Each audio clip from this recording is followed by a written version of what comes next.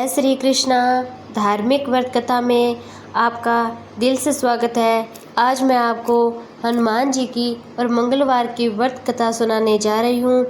आइए हम सभी सुनते हैं हनुमान की कथा को। एक समय की बात है, एक ब्राह्मण दंपति की कोई संतान न थी, जिस कारण वे दोनों बहुत ही दुखी रहते थे। एक समय ब्राह्मण वन में हनुमान की पूजा के लिए चला गया। वहाँ उसने पूजा के साथ में महावीर से एक पुत्र की कामना की थी। घर पर उनकी स्त्री भी पुत्र की प्राप्ति के लिए मंगलवार का व्रत करती थी। वह मंगलवार के दिन व्रत के अंत में हनुमान जी को भोग लगाकर ही भोजन ग्रहण करती। एक बार व्रत के दिन ब्राह्मणी का भोजन न बन पाया और न ही हनुमान जी को भोग लगा सकी। उसने प्रण किया कि अगले मंगलवार को हनुमान जी को भोग लगा कर ही भोजन करूंगी। अब वह भूखी प्यासी 6 दिन तक पड़ी रही। मंगलवार के दिन तो वह बेहोश हो गई।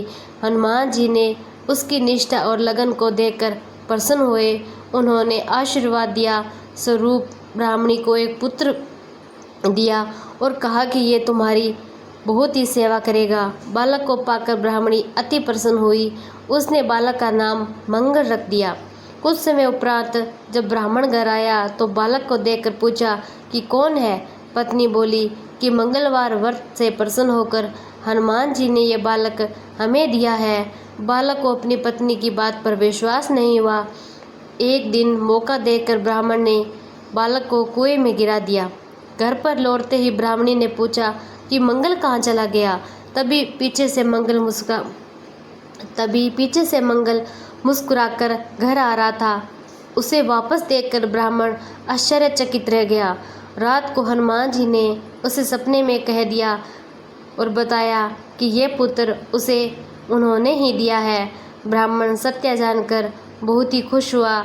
उसके बाद ब्राह्मण दंपति प्रत्येक मंगलवार को व्रत रखने लगे।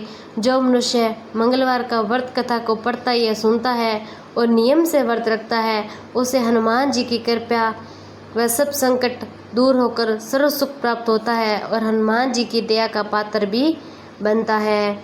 जय श्री राम।